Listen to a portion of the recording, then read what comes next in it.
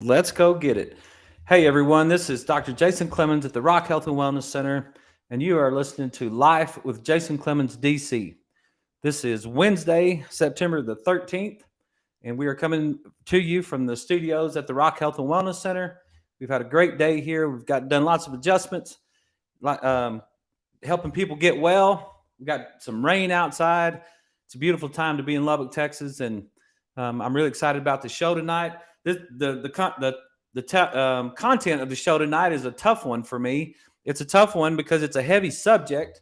We're going to break down the book, "The Body Keeps the Score," and that's a really it's a book about trauma and post traumatic stress, and it's a tough subject to talk about because I know that there are a lot of people out there who are suffering from these problems that you've dealt with in the past, and so we're going to try to take a dive into it and share the information that we got from the book, and I'll get into that in just a second.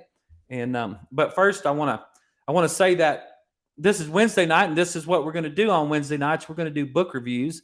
I'm just going to go back through all the books that I've read, and then all the books that I am to read. And on Wednesday night, I'm going to bring you my take of that book. And so last week we did The End of Alzheimer's with Dr. Dale Bredesen. And this week we're doing The Body Keeps the Score with Dr. Bessel van der Kolk. And so I think it'll be good information for you. You may not have to go read the book, and then we may give you enough information that if you want to go read the book, that you can. And it might be something that you have never heard of before. I know when I talk about it with my patients who've been through stress, been through trauma, and things like that they're like, oh, I've never heard of that book before. And some of the things that I learned in this book have really made a big impact on me and changed the way that I approach people who have had trauma. And I hope that maybe we can share a little bit of that information with you. I would like to say thank you to my good friend, Dr. Joe Fraley, who was on the show with us last night. It was really good to talk to him. It's always great to listen to Joe talk because he's so smart, and he has such a great way of explaining things to people. And I really appreciate him and his time. He's a busy guy. He teaches all over the country. He studies all over the country, and then he sees patients all day long in his office. So, and he's married and has 5 children. And so he's a very, very busy human being, but he always seems to have time for you. No matter what, Joe, if you got a question, he will be there for you to answer it. And he's just a super good guy. If you guys are ever in Ruidoso, New Mexico, or if you've ever need, if you got anybody in New Mexico that needs some help, there's some good folks in New Mexico, and Joe's one of them. So just wanted to say thank you to Joe for his time, and thanks for all those that are listening, and thanks for the questions. I've got some of the answers. So after the show tonight, I will answer some of those questions that we got on Facebook. And for those of you out there tonight, if we're going through the book and there's something that you would like to talk about, if you would like to, if you have a question about the book, if you have a question later, and you would like to go to our Facebook page, or you'd like to send us a text, our text number is 806-794-0400. That's 806-794-0400. And you can text me anytime and ask questions, or you can leave us a statement on Facebook, and we will get with you just as soon as we can. I'll try to answer the questions after the show. Sometimes we can answer them during the show. And so that's a way you can get to us if there's anything that you want to know about. The show's called Life, right? And that's what life is all about, is to try to share as much of this information with each other and try to help each other out as we're going through it. And so I really hope that you're getting something from the show. I've gotten some good feedback, and we're working hard every time to try to make it better. I told somebody that, about 1,000 more of these shows, and I'll be pretty good at it, I think. And I'm hoping that maybe we can collapse time, and maybe it won't take 1,000 shows before we get good at it. So let's get into our topic tonight. And what is a really interesting topic that I didn't really understand exactly how it functioned in the brain until recently. When we didn't really get this depth of training to talk about trauma when I was going through school. We didn't really understand the functional MRI was just coming around, and some of the in-depth study that was happening in neuroscience that gave us a better understanding of how people with trauma, what is actually happening in their brain. And so tonight, what we're going to do is we're going to attempt to talk about that, and we're going to talk about how trauma affects our body. And I'm going to present some ideas to you tonight that are different, that they may be different than what you've ever heard. Because it's like sometimes I hear people just say, "Well, just get over it." You had a trauma and something happened to you, and you just need to get over it. Well, that's really an immature statement. That if you're making that statement to somebody, or somebody's making that statement to you, they really are ignorant about what happens in the brain, because it's not what happens in the brain, and it's not something that you could just get over. And I'll really try to break that down for you tonight and explain to you why that's true. And Dr. Vanderkolk did a great job in his book. He spent his whole life working on this subject, and he has taught me a bunch. I've listened to his videos, I've read his book, and I've really changed my approach on how I try to deal with people who have gone through stress. And we got post-traumatic stress disorder in 1980 because a group of veterans lobbied the American Psychiatric Association to create the diagnosis, because there was all kinds of different things that they were saying. And they were saying, well, one guy goes to war and he comes back and he's fine, and the next guy goes to war and he can't handle anything. And it's like, well, what happened between those two people that caused one of them to be able to handle it and one of them not to handle it? And I'm going to present for consideration tonight that what actually happened is a break. It's just exactly as if you broke your arm, but you almost broke your brain. And so it changes the way that the brain functions. So trauma suffered during childhood and adulthood can result in post-traumatic stress disorder for many years and can carry on into the golden years. What will happen is it will stop. Wherever you got that trauma, your brain is going to freeze into that moment. And I'm going to break that down for you in just a minute. We'll discuss the functional neurology of post-traumatic stress disorder and how trauma gets trapped in the brain, the physiological outcomes that are manifested, and the numerous complications that can result as we age. And then at the end, I want to present some solutions for you so that if you are dealing with it, or someone that you know is dealing with it, that you have a place to go, or you have some options or some ideas of what to do.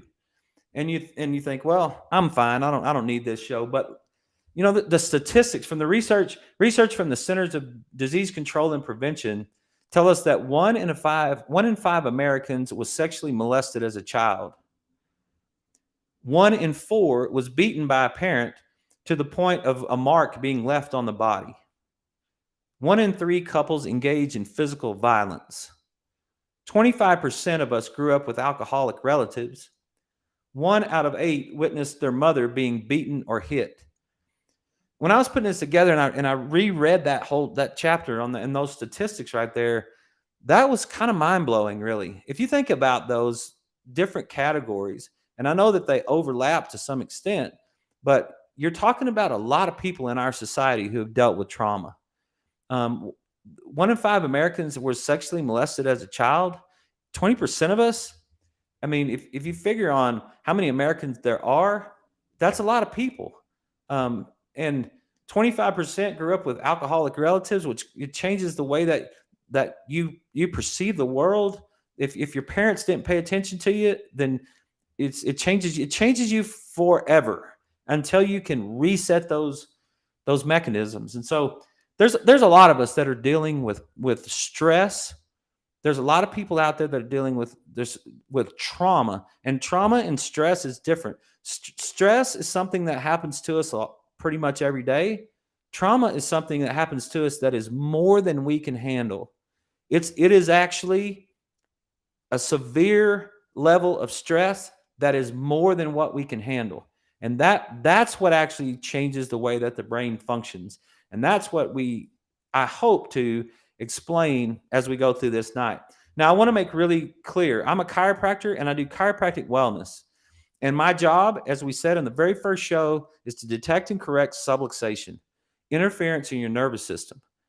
And when I'm dealing with patients, what I'm trying to find out is where do they have interference in their nervous system, and then how do we correct that?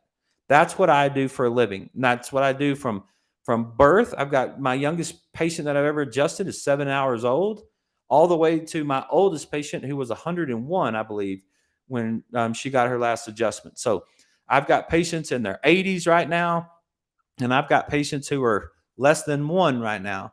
And my job is to detect and correct their subluxations.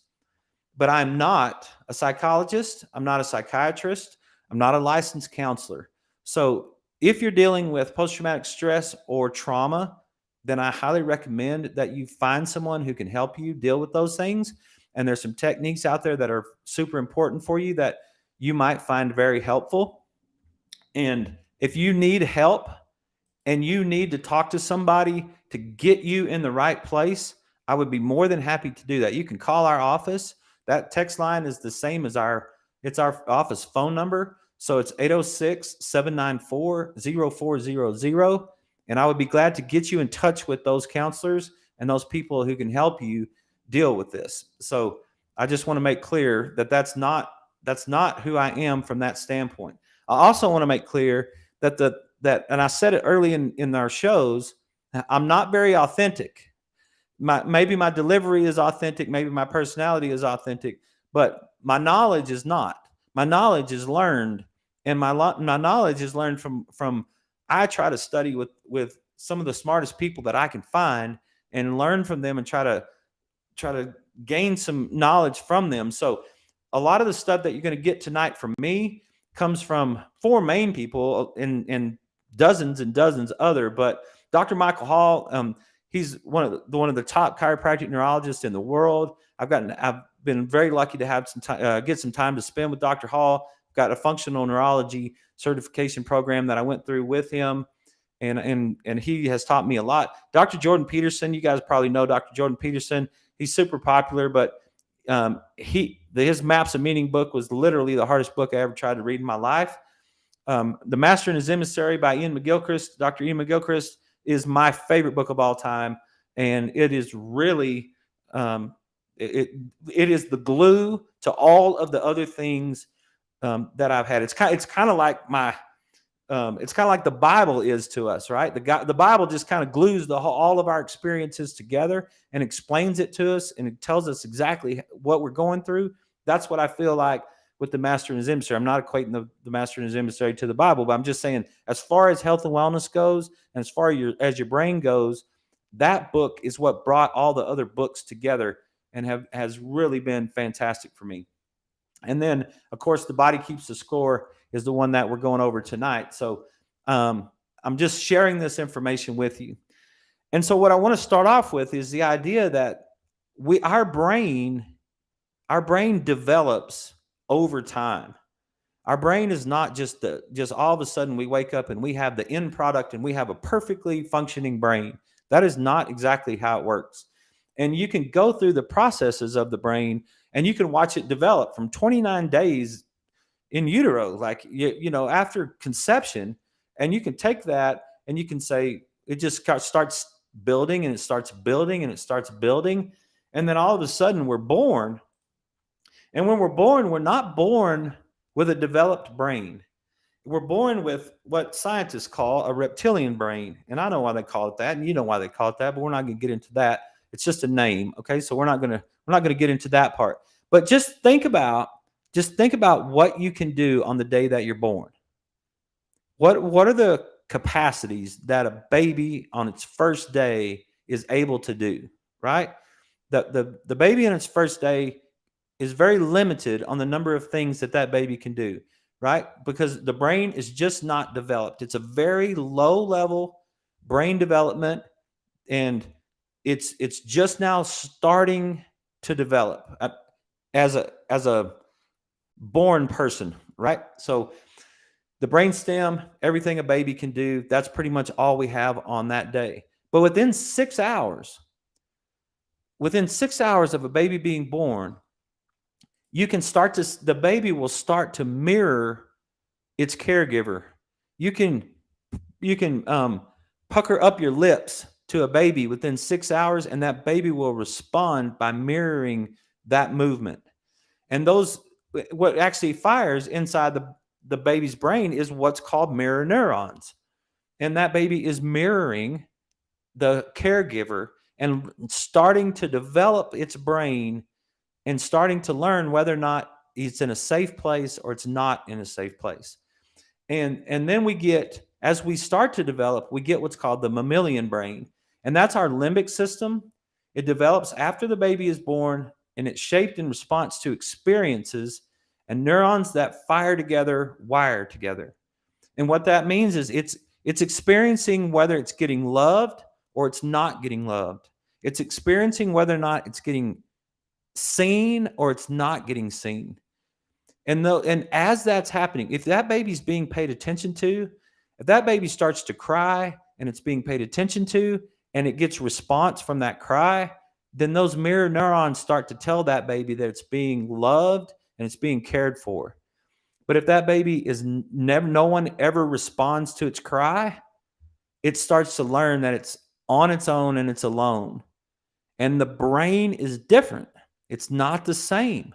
A child that is cared for and nurtured and paid attention to and loved when they're very, very young, they will develop a brain that sets them in order so that they can live out the rest of their lives in a very calm and orderly fashion. But a baby that is neglected, they fill their diaper up, or they wet their diaper and they start to cry and nothing happens to them. They just learn they're on their own. And those mirror neurons fire in a different way, and then they wire in a different way. And then that baby starts to move in that direction where it can last all the way through. But I want to make a very clear point that those two brains together, the mammalian brain and the reptilian brain, are what are considered to be the emotional brain. And they are lower brain centers. That is not your upper brain, which is your rational brain. And that starts developing after you start getting your teen years and you get into your early 20s. It's not till you're 25 years old that frontal lobe starts to develop. And that's what we call our rational brain. And the rational brain is only 30% of our brain. It's our prefrontal cortex, it's our higher brain centers. And that's once we get into our late teens and early 20s that we start to get that rational brain involved. And it's very crucial. This idea right here between the lower emotional brain and the upper rational brain is very important when it comes to trauma. And I'll explain that here in just a second as we go forward. Because we talked multiple times so far on the show about, okay, when we process information, that information comes into our brain and it is processed on the right hemisphere of our brain. And that right hemisphere brain it's unknown. It's unknown information. And our brain is looking for threats. It's trying to determine whether or not we're going to get eaten by a lion or a tiger. As soon as that threat is eliminated, as soon as the brain realizes, okay, there's no threat right here, I don't have anything to worry about, then the brain will send that information from the right side to the left side. And the left side is dealing with the no threat information. And the left side is what we call our parasympathetic or rest and recover, no stress side of our brain. And that's going to calm us down and let us deal with our environment. And if we can get that to happen, then the body is it's functioning well. The body will function well if that will happen right there.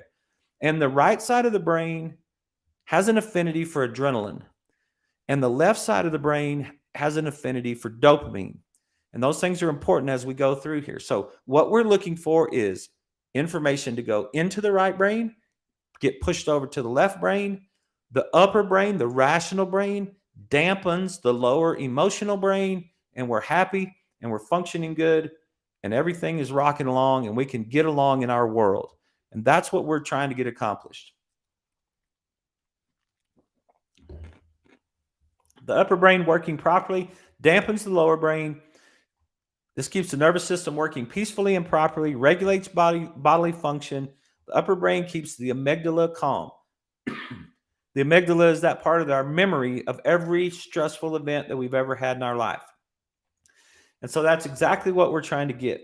But let me get a little bit more specific on what actually happens in that process. So what actually happens when we go into an unknown situation is, and an unknown situation could be you turn onto a busy street, you walk into a different room, you go, you can be in an unknown situation in your own house, just wherever you are right now, just walk into a different room and you're in an unknown situation. Now your left brain thinks it knows that situation, but the reality is you don't know what's in your bathroom right now. You don't know what's in the other room right now. You don't know what's in your backyard right now. So even though you've seen your backyard 1,000 times, right now, you don't know if somebody's in your backyard. So if you were to walk out into your backyard, all of a sudden, you would realize that you're in an unknown situation. And what would happen is information would come into your brain and it would hit a part of your brain called your thalamus.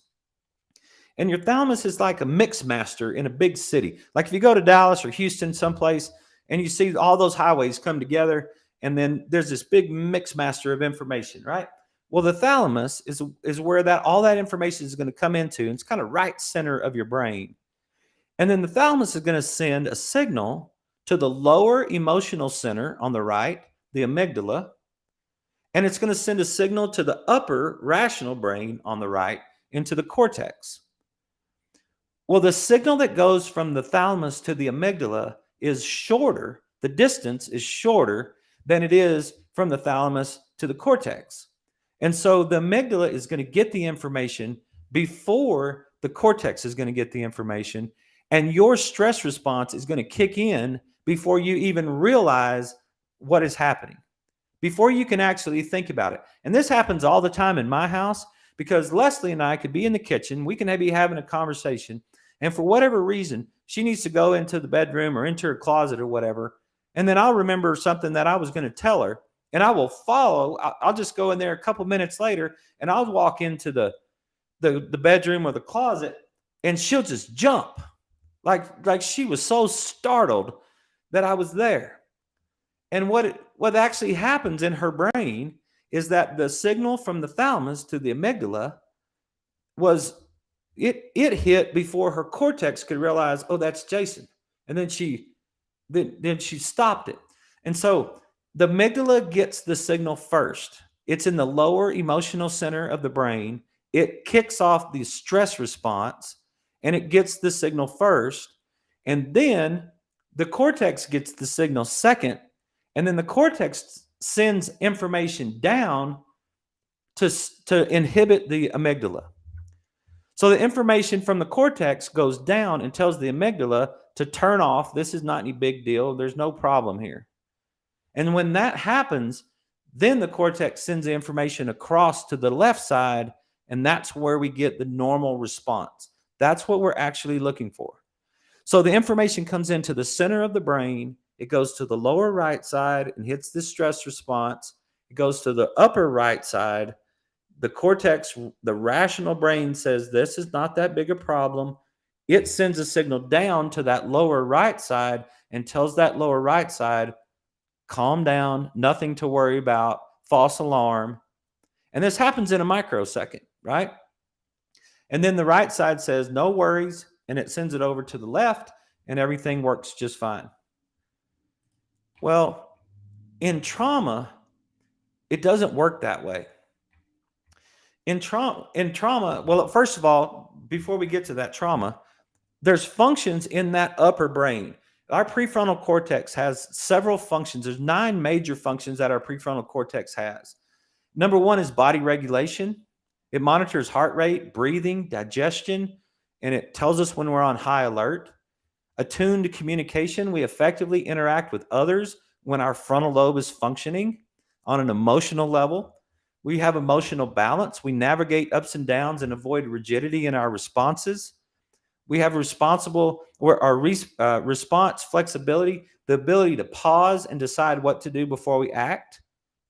You ever had that moment where something happens and you're like, okay, hang on a second, just breathe, right? Just pause for a second. Okay, that wasn't that big a deal. That's that rational brain that's working at the top. And so, um, empathy comes from the right upper brain, insight, fear modulation, intuition, morality. All those things happen when our rational brain is functioning properly, our prefrontal cortex. That's where we get all of that information is from our prefrontal cortex. And so we need that prefrontal cortex to function properly in order for us to function properly in our world. That's why little kids get all fussy because they don't have a prefrontal cortex. That's why teenagers that don't make good decisions sometimes because they haven't developed that prefrontal cortex. That's where kids that haven't developed that prefrontal cortex don't have any empathy for anyone. But as you develop your prefrontal cortex, then you really do start to have some empathy. So we're up against a break right now, and I'm just gonna take this break, and then we'll be back in just a few minutes.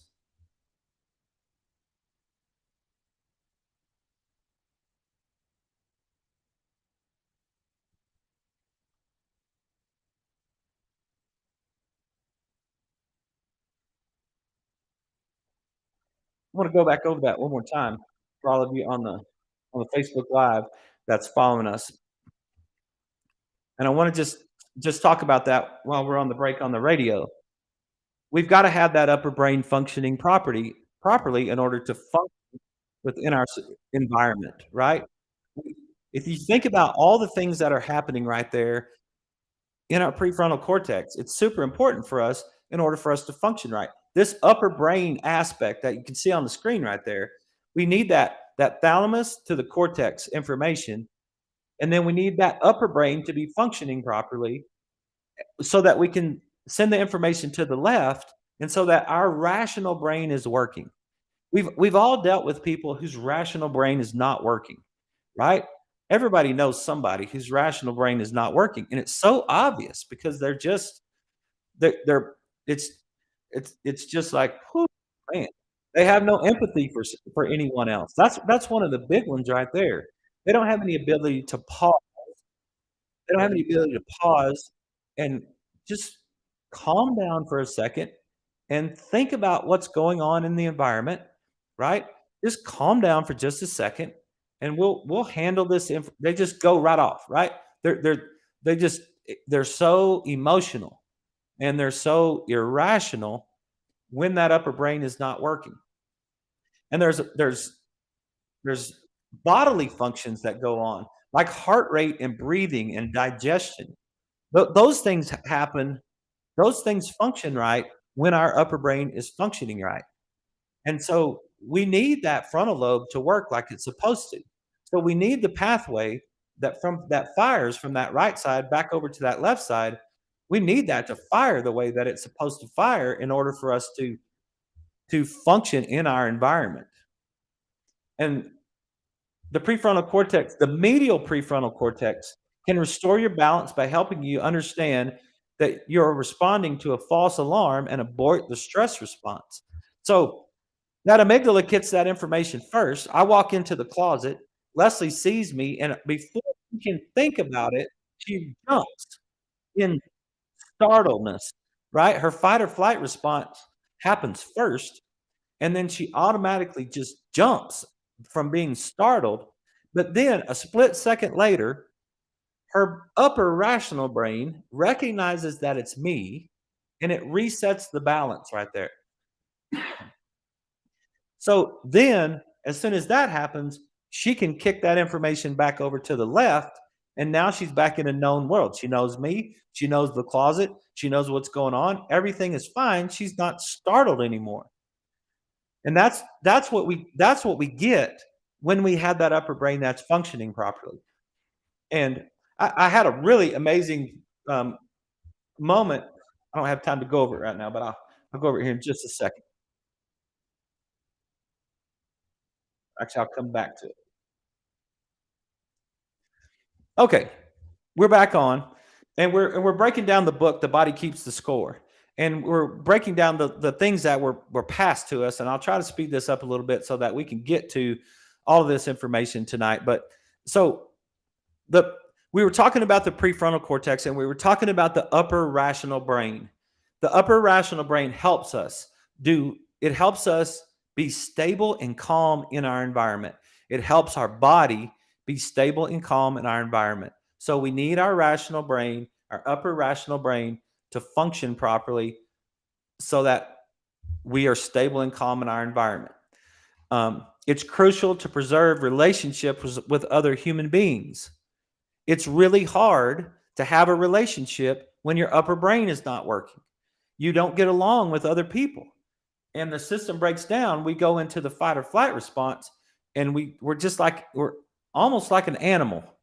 We just go into that fight or flight response, and then we're it's just we're and because what we're doing is we're working out of that lower emotional brain, and that's a problem that happens whenever we get to trauma. So this is trauma.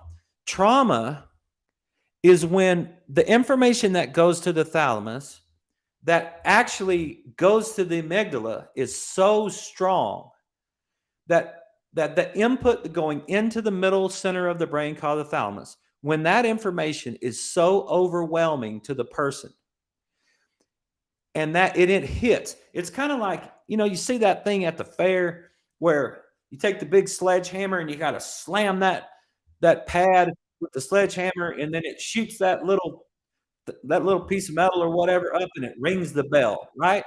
And you got to hit that thing really, really hard in order for it to go all the way up and ring the bell.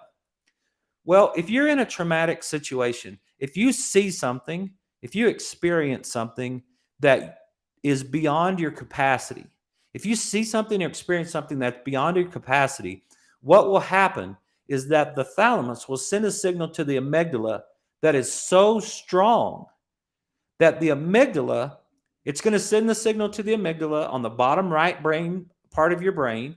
It's going to send the signal to the cortex on the top right part of your brain.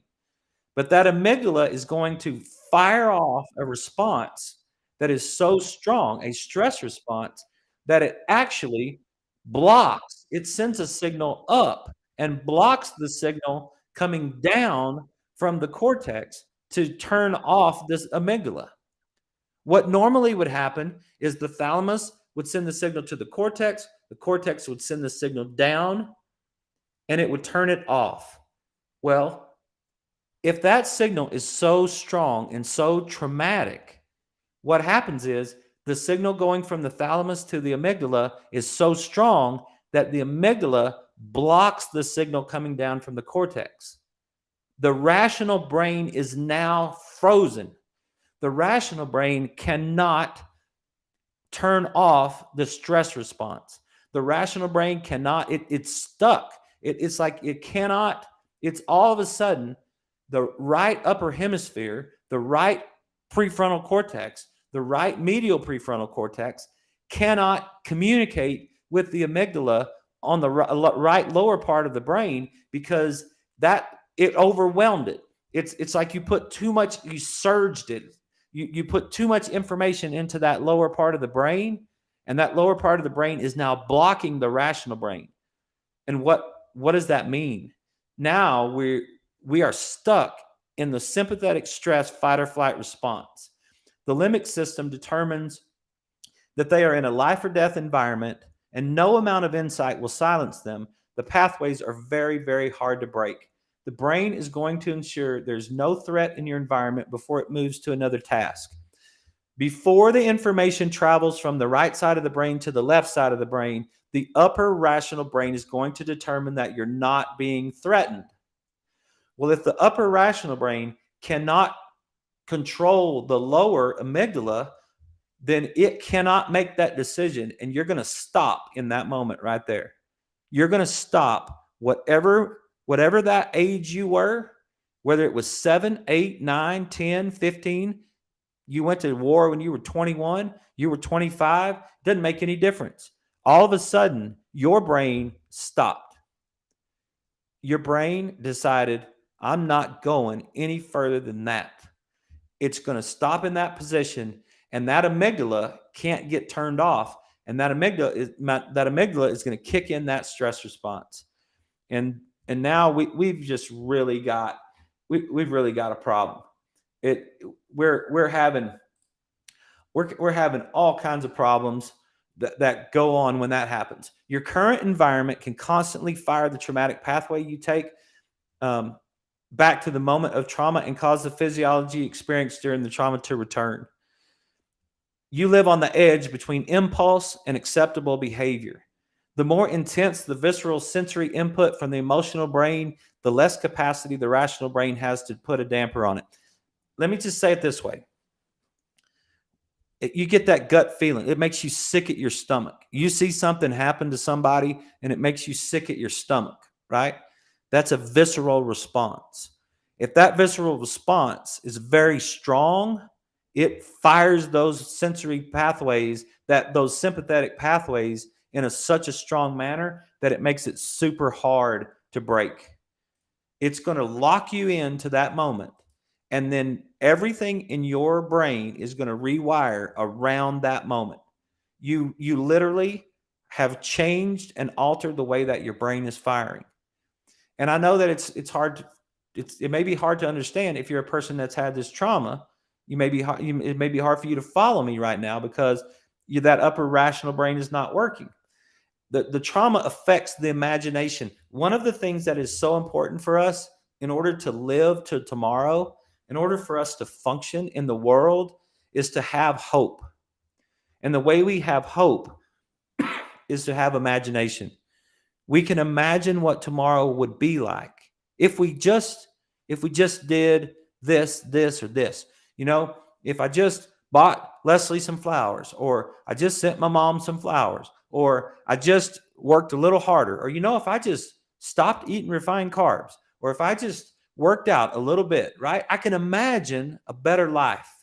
I can imagine having things. I can imagine, which means I can have a hope.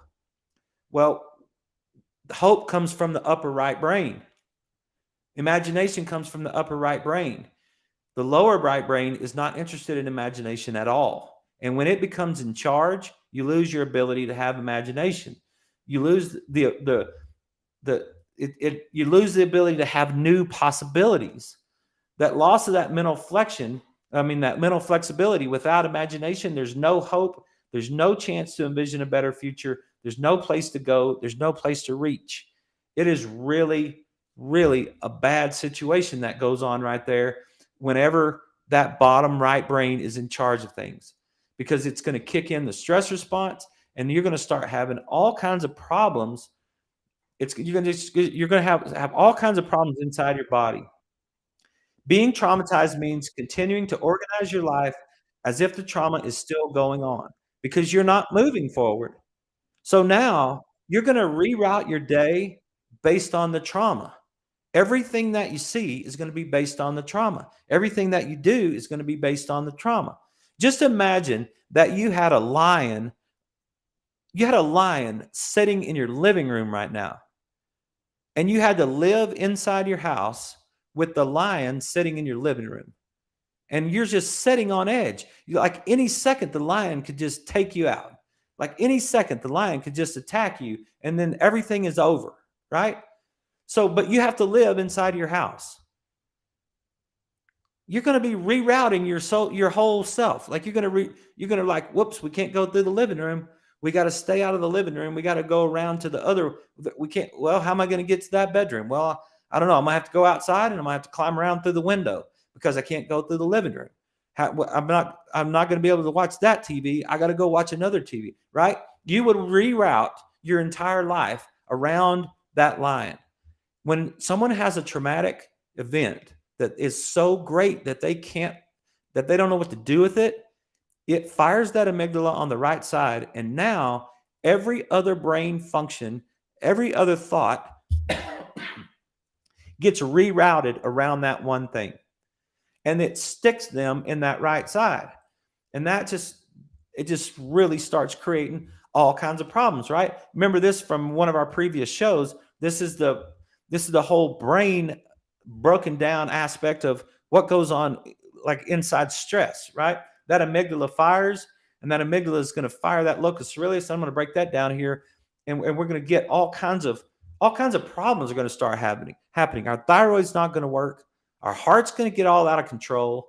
Our stomach acid's going to get all out of control. Our digestion's not going to function properly. Our reproduction is not going to function properly. Nothing. Our posture is going to be all out of whack. None of that stuff is going to work right because there's a tiger in the room. Our brain is all it's doing is it's firing that stress response, right? So that stress response hits us. Our body is going to detect a stimulus that represents physical threat or toxicity or deficiency. Our body has experienced something that it doesn't know what to do with, and the lower emotional brain is in charge. That's going to kick off the stress response. The stress response is going to increase all activities that are related to fighting and running. Your heart rate's going to go up, your blood pressure is going to go up, your blood sugar is going to go up, which goes back to that whole insulin resistance thing that we talked about before, correct? We're going to have all parasympathetic activities are going to decrease. Your rest and recover is going to decrease.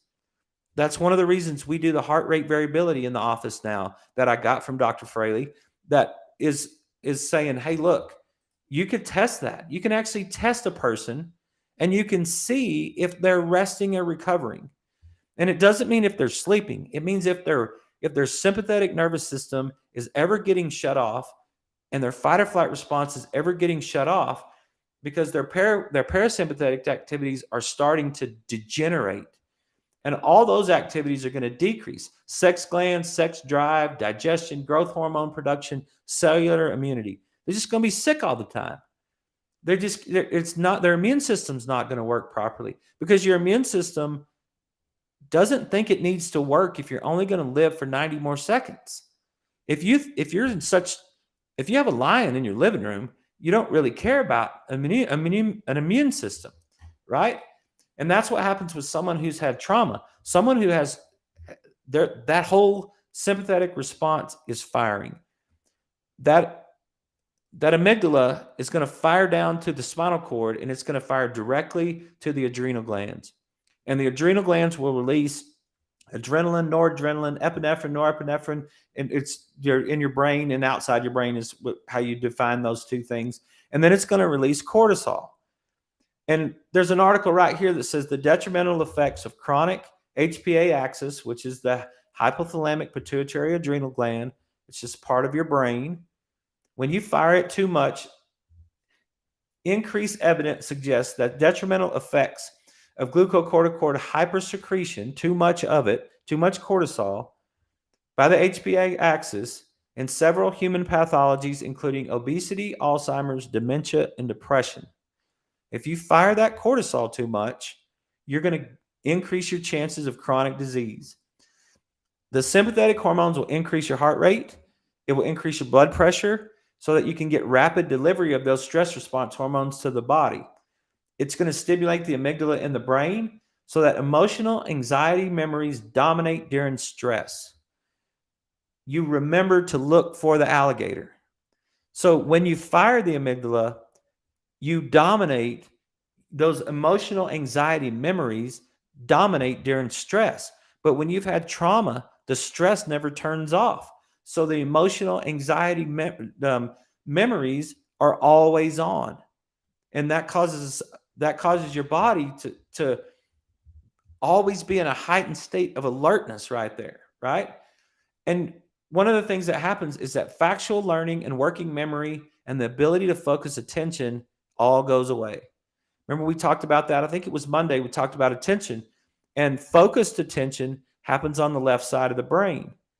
And so if you're not getting that right side to left side stimulus, what you get is you get hypoactivity. You get a decreased amount of activity on the left side of your brain. And that decreased left side of activity is where you have focused attention. So a person that's had trauma is going to get diagnosed with attention deficit disorder. A person that's firing over there on that right side is going to get diagnosed. They're not going to be able to focus. they're not going to be able to focus on anything that you think is important for them to focus on. They're going to be able to focus on lions and tigers and alligators. That's all they care about looking for. And so they're not going to pay attention to the things that other people would think that you should pay attention to. And if that kid's in a classroom, that kid's not going to pay attention to anything. That kid's looking for tigers and alligators. And you, as a teacher who's not traumatized, you're getting onto that student because they're not paying attention. They're not paying attention because their left brain's not working. I hope someday we figure that out. I hope someday we realize that the reason that kid's not paying attention is because he's not getting enough activity into that left brain, and he's getting hyperactivity in that right brain, but he's not getting, in a trauma situation, he's not getting hyperactivity in the upper right brain. He's getting hyperactivity in the lower right brain, and that emotional center is firing, right? And that just causes problems. And the amygdala fires the locus coeruleus, which is another part of the brain. And that part of the brain releases adrenaline. And which side of the brain has an affinity for adrenaline? The right side. So now everything gets all ramped up. And logical behavior and short-term memory goes away. Logical behavior goes away. Logical behavior comes from the rational brain. It's not logical if you don't have a rational brain.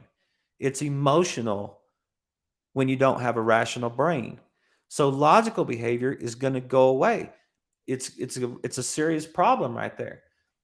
Adrenaline causes increased sensitivity of the sensory system. If you're in a fight with a tiger, you really want to know where you're getting bit or scratched. And so if you want to know where you're getting bit or scratched, your body is going to heighten its sensory system whenever you're under this amount of stress, which means everything is going to hurt.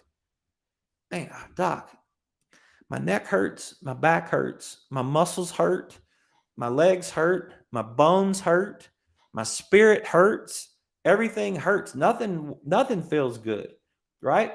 Stress sharpens the signal detection system at the cost of concentration. Have you ever tried to concentrate when you're in pain? Have you ever tried to concentrate when you hurt? It's very difficult to do. It's really hard to concentrate when you're hurting all the time. And you can be hurting all the time if you're stressed. And you can be stressed when that trauma is greater than what you can handle. Research links fibromyalgia and chronic fatigue syndrome with abnormalities in the genes involved in the HPA axis. The HPA axis helps regulate things such as your temperature, digestion, immune system, mood, sexuality, and energy usage. It also is a major part of the system that controls your reaction to stress, trauma, and injury. Can you see all the things that start to go wrong when that lower brain is in charge?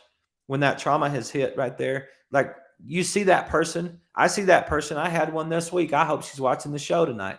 I had one this week that she's had a lifetime of chaos. She's had a lifetime of pain. She's had a lifetime of fibromyalgia. She's had a lifetime of attention deficit disorder. She's had a lifetime of chaos. And you can map it back and map it back and map it back. And what happened? That's what I asked the patient. What happened? Tell me how it was back growing up. When they come into the office and they're telling me all that stuff, that's where I get into. I get into where did it start? How far back was it happening? Because, it doesn't make any difference whether or not you're still in that moment, or if you remember that moment, or if you fear that moment is going to happen.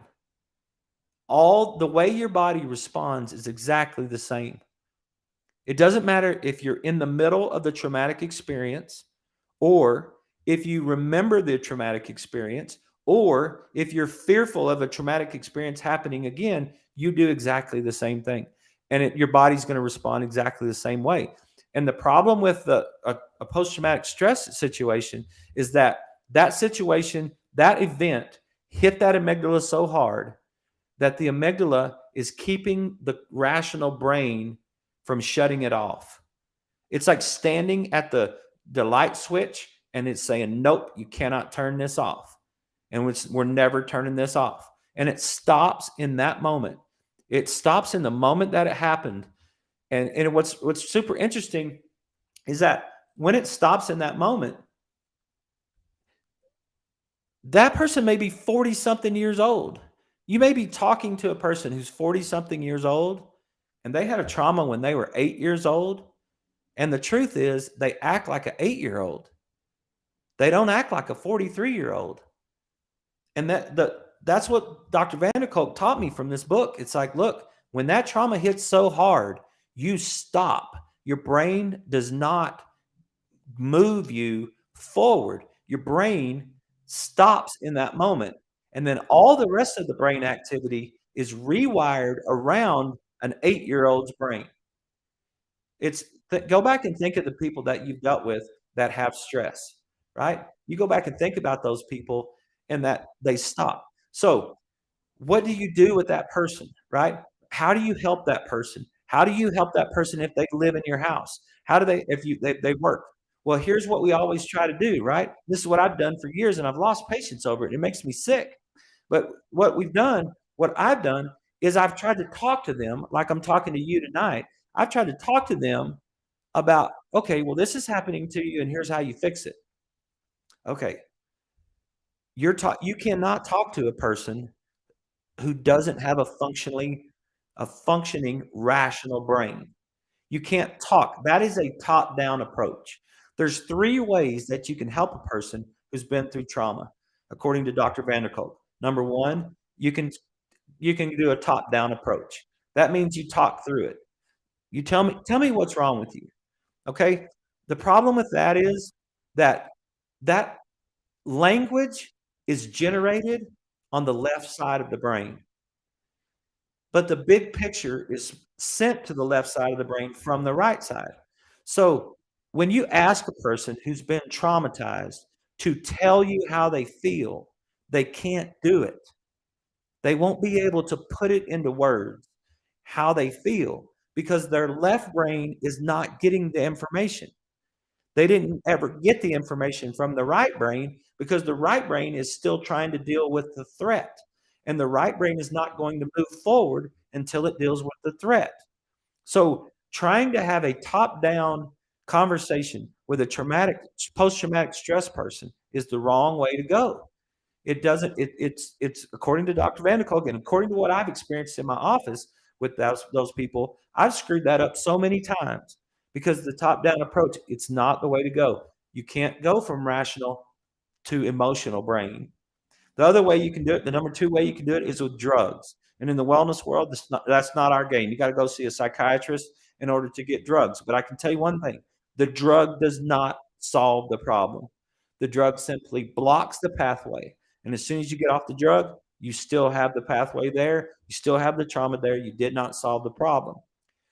So, what I learned from Dr. Vanderkolk in this book was the bottom up approach. How do you help a person that has a lower brain overstimulation? You've got to do lower brain things. And so you've got to get into things like EMDR. And that stands for eye movement, desensitization, and reprocessing. Eye movements. The way you move your eyes fires your brain, and the way you move your eyes can desensitize your brain. One of the things that the way you fix post-traumatic stress and the way you fix that trauma, and it's fixable.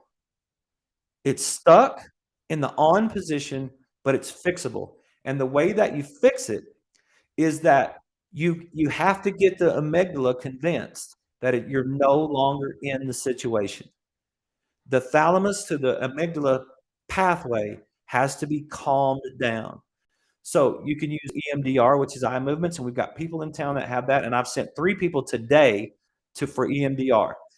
Breathing, chanting, walking, yoga, touch, physical touch, like massage, but not massage, but physical touch.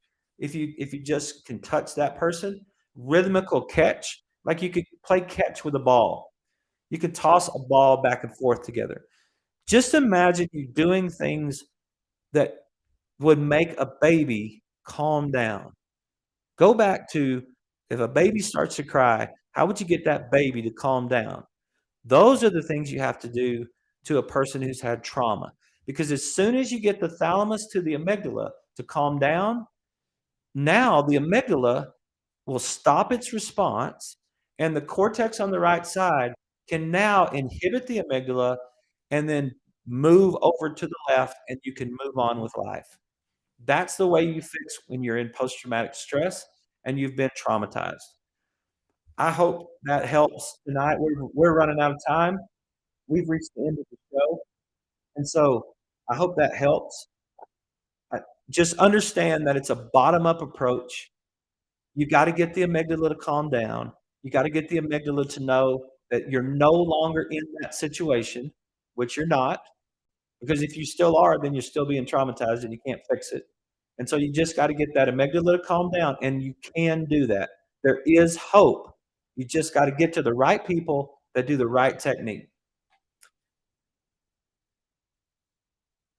I'll see you guys next week.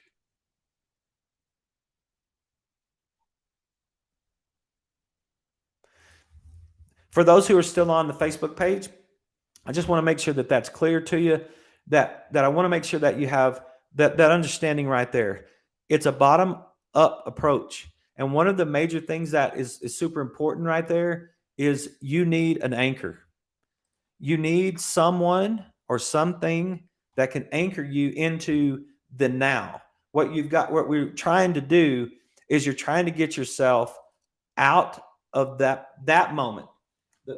The person that has post traumatic stress is stuck in a moment way back behind them. Their brain, as far as their brain is controlled, is concerned, their brain is stuck in a moment that's way back behind them. And the bottom up approach is to trying to get them to understand, to get their brain to come back in the moment that they're in. And that's where you need an anchor. You need somebody. And and you know it, if you've been traumatized, you know that if you have an anchor in your life, that one person that like brought you back to the moment, that helped you get out of the past and bring you into the moment is so important. If you don't have a person to do that, that's where you can get into things like equine therapy or support animals.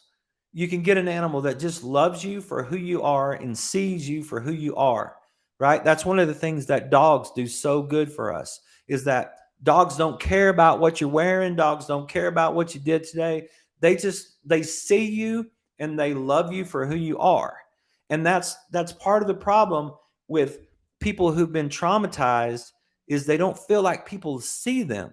They don't feel like they're being seen. And so that really causes a problem for them. And they will act out to be seen. They will do things. They will break laws. They will speed. They will break into people's houses. They will take drugs. They will act out so that they get attention, so that somebody pays attention to them. And that's one of the things that they do, because they just don't feel like they're being seen. And it goes all the way back to those mirror neurons that from the very beginning that didn't fire together. And so, but the bottom up approach is like the EMDR, moving your eyes, touching out, and there's techniques to that. So you like, and I don't know the whole thing, but it's like you touch parts of that memory and then you fire the brain. And then you touch a little bit more of that memory and then you fire the brain. And then you touch a little bit more of that memory and then you fire the brain. And that desensitizes that pathway to that amygdala. As soon as you can get that amygdala to calm down enough, as soon as you can get that amygdala to say, okay, enough is enough. There's no threat. There's no threat. There's no threat. Then you got a chance to get the cortex to come down and shut the amygdala off. And as soon as the right upper cortex shuts the amygdala off, you're no longer threatened. You move the information to the left. Now you can activate that left side. But until that happens, you're going to be stuck in that sympathetic stress response. And if you're listening to me, I hope it helps if you've been stressed. But more importantly, if you are dealing with someone who's been through trauma, to help you understand and be patient about what's going on with that person, because they're not doing it on purpose. They're fighting tigers all day long, and they've rerouted their entire life around the tiger. They've rerouted their entire life because the tiger to them is still there. It's not there to you, it's there to them. And you say, just get over it. When you say just get over it, you're talking to them in their rational brain. Their rational brain's trying to get over it. Their rational brain's sending a signal down to that lower emotional brain to get over it. They're trying as hard as they can to get over it. Because I promise you, they don't want to live like that. There's no enjoyment. There's no enjoyment from losing your family. There's no enjoyment for not being able to hold a job. There's no enjoyment to not being able to have any sort of relationship with someone. There's no that they're not choosing it. They're not choosing to do that. They are stuck because they had a moment that was more than they could handle. And you can say, well, why? What is the moment? What is the moment that's more than they can handle? And why? How come one guy can handle it, but the other guy can't? What they have found through research is that the one that can handle it had a really good relationship with his mom when he was a baby. The first 7 years of his life, he had a caring, nurturing relationship with his mother. He can handle things. That person that didn't have a very caring relationship with their mother is the one that can't handle things very well. But you don't know that when they're 23 years old or 22 years old or 19 years old and you send them off to war. You don't know that. You don't know which one of those kids. You didn't do an assessment of that person, right? They didn't when you signed up to go to Iraq, they didn't ask you whether or not you had a good relationship with your mama when you were little. They just put everybody in the same boat and threw them over there. Or then when they sent you to Vietnam, they didn't ask you those questions, right? They just sent you over there. And one guy came back, handled it fine. He saw the same things that the other guy handled, and the other guy tripped. And he had never been the same since. But he can be. He can be the same if you can get that amygdala shut off. And if you can get that amygdala to calm down, and you got to do things from a bottom-up approach. You just can't talk them into it. And that's where I've failed my patients over the last 19 years, is not understanding this book. I didn't understand, but when I had a patient that was under trauma, I tried to talk to them about how they could be better. And what I should have done is just sit down and play catch with them. I should have got a ball in the adjustment room, and we just should have started playing catch, just like I would have done with a 4-year-old. Just go back to that emotional brain and fire that emotional brain and get that emotional brain to start to work in a calm environment, so that it could all of a sudden start to realize, okay, wait, there's no threat in this moment, right? Come back right here to this moment with no threat. That's where a little bit of touch, that's where a little bit of breathing, controlling your breathing a little bit. That's where your eyes are so important to that. It's a bottom-up approach. If you're someone dealing with a traumatic person or a person who's dealt with trauma, I hope you understand that it's not going to be super successful trying to come top down. And I don't know how many times I've asked someone, just tell me what's wrong with you. Just explain. Tell me what you were feeling. Tell me what you were thinking. Tell me something. Talk to me, right? They can't do that. If they're stuck in trauma, they can't talk, because the left side of the brain is where you generate your words. It made so much sense to me when I read that book, and I finally saw that, and I finally understood that. It was like, God dang, don't ask them that. Just play catch. Just hold their hand for a second. Just rub on their arm for a second. Just put your hand on their shoulder. Just get a little bit of touch going so that they can come back into that moment. So I really appreciate you guys. Sorry, my voice is crazy tonight. But I really appreciate you guys. I hope this book brought something to you.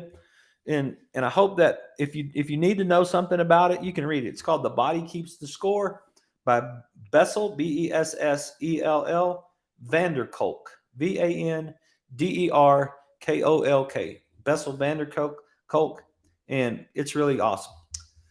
You guys have a great night. I'll see you tomorrow night at 6 for Life with Jason Clemmons, DC.